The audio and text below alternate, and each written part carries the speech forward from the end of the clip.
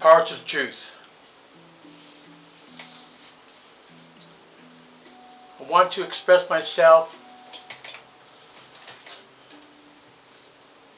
on the topic of us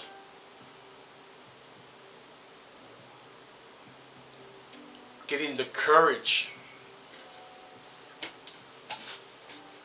to combat American fascism.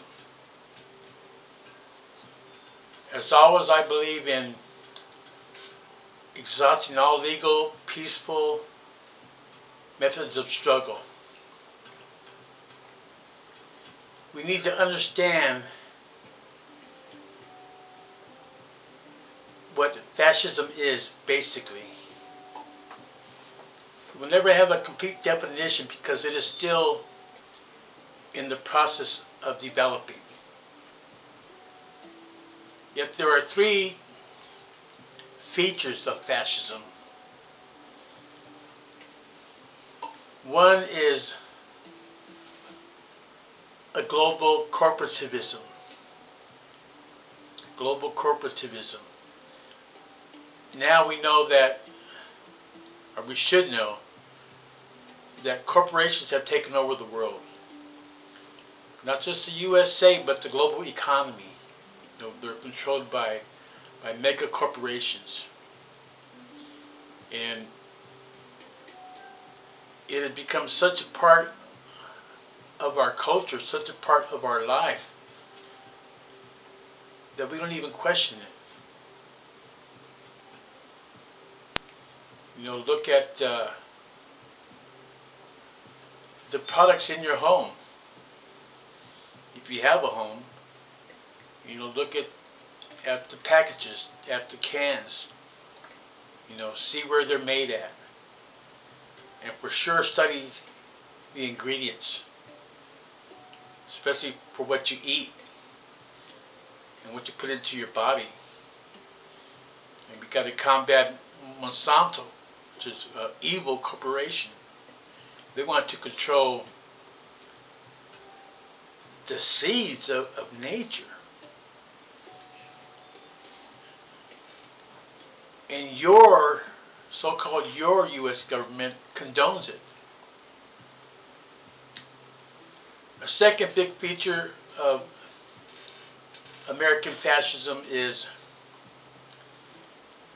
the whole American nationalism. American nationalism. Remember, Hitler had his German socialism. Now, Obama and his cabal have American nationalism, where we see, like, say Americans, say white Americans, they consider themselves the center of the cosmos. You know, the exceptional ones. USA. A, first letter of the alphabet. You know, so we got to be aware that nationalism as practiced by the USA has a strong superiority complex with it, where Americans figure they're, you know, they're the best in the West and the North and the East and the South. And even the whole ideal of, like, when we say American, you don't think of someone in Argentina being an American, though they're South America. Shouldn't all those in Central and South America be considered Americans too? In the Western Hemisphere? No. When I say American, most people figure, well, us here in the USA, particularly white people, So there's a strong racism factor that's built into American fascism to keep the people divided along racial lines, forgetting that there is only one race on Mother Earth, the human race. A third big factor or feature of American fascism is a strong military police presence. They want people to know that, hey, we're in charge. Hey, we got the guns. Hey, we got the tanks. Hey, we got the drones. So when we look at the big picture, we see that we should care about all people all over the world. And under the American Empire, which is the primary empire controlling and operating the global economy, there are no nations as such. It depends how you define nation. If you define nation as you having a little flag at the UN, okay, you can call yourself a nation. You can call yourself whatever you want. But a nation, by the nature of a nation, is that it has ownership and control of the land in a given territory and all the institutions on that land. Where there is liberated free territory. A nation would have its own army, its own police, its own infrastructure, its own governmental apparatus, and basically be independent. What truly independent nations are there now? Even the so-called socialist countries cannot be fully independent when there is no one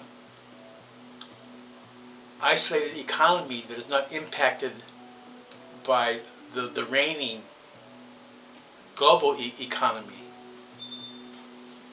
based upon corporate capitalism.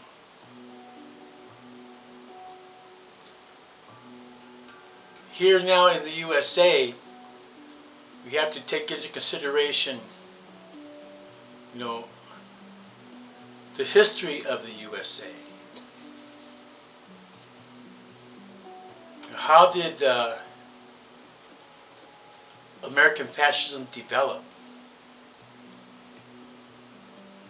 If we study history, we could see that America became the ideal country for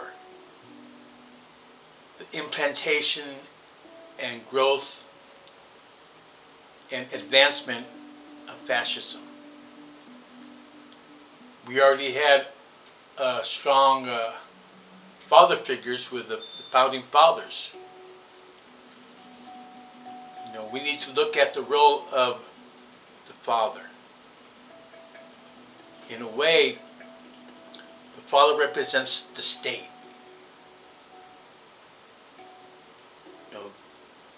King of the castle. Go ask Dad. So here in the USA, we're raised in reverence of the so-called founding fathers. Now, I'm a Chicano de Aztlán. None of my fathers look like any of the American founding fathers, trust me. So there's that reverence for the founding fathers. This is a big part of the whole psyche of the American people.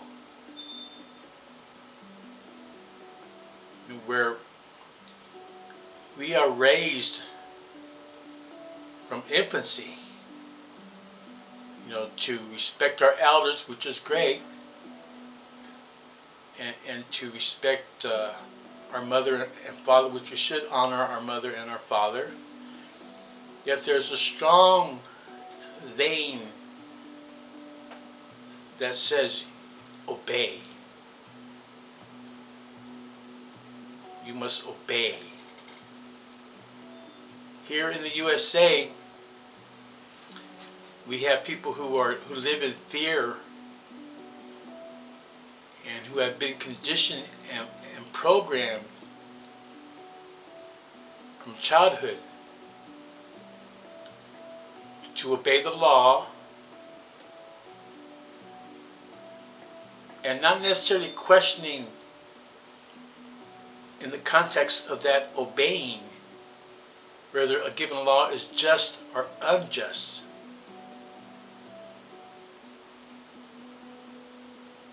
Remember what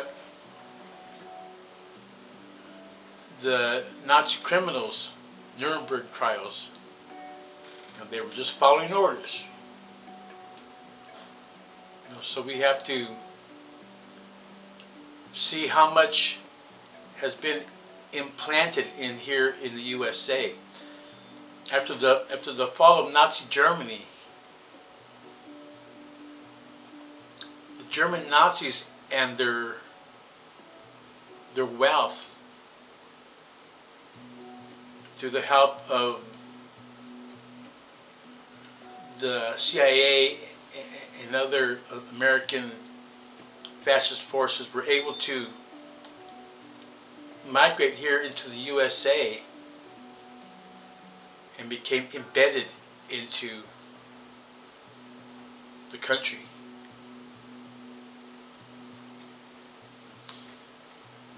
I'm not making this up. If you're not afraid of the truth, you'll search and research for yourself. Seek the truth. And the truth will set you free, because you obtain that knowledge. That knowledge will set you free of your ignorance.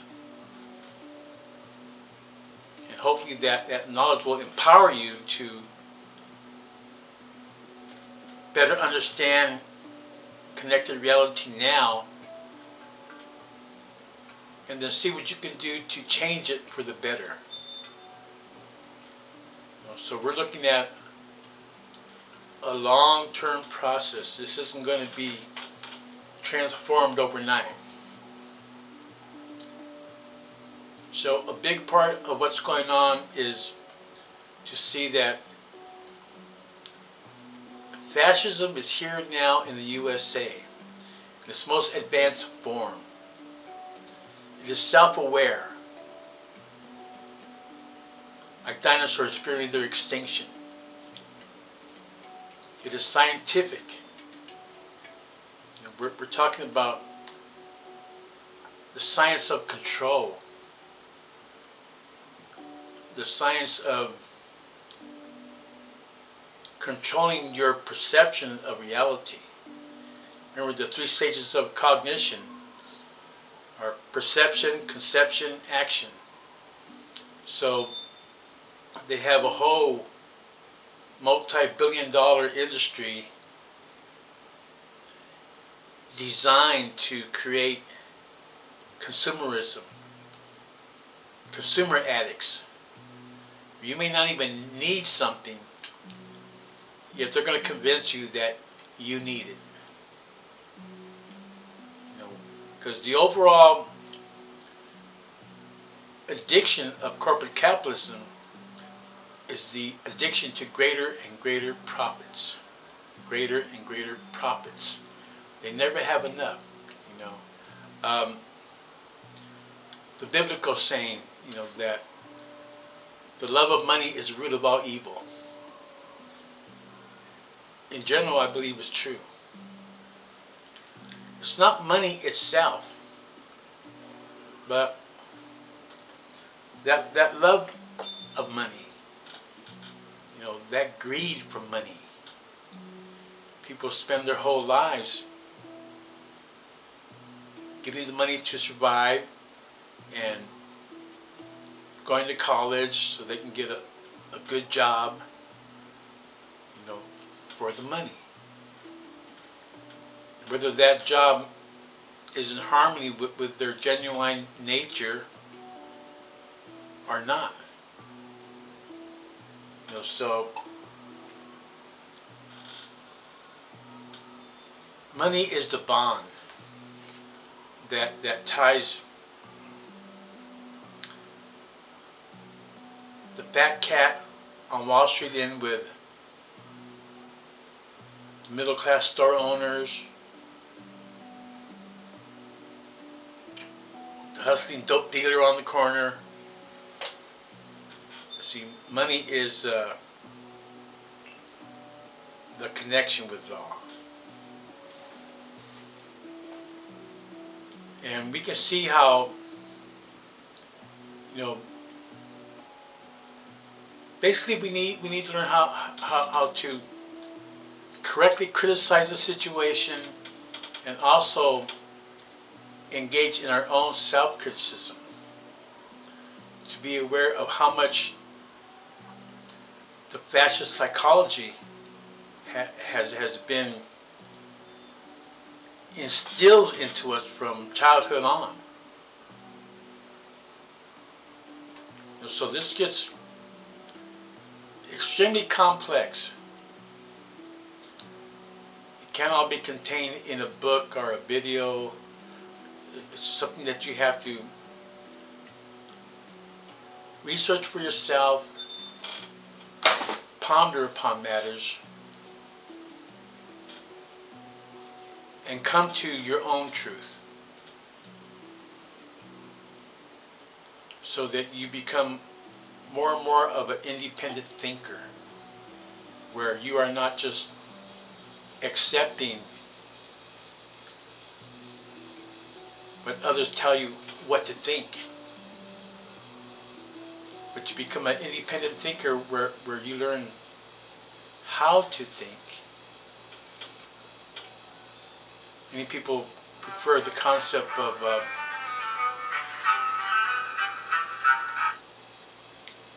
critical thinking.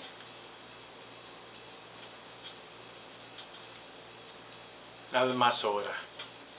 Power to the people.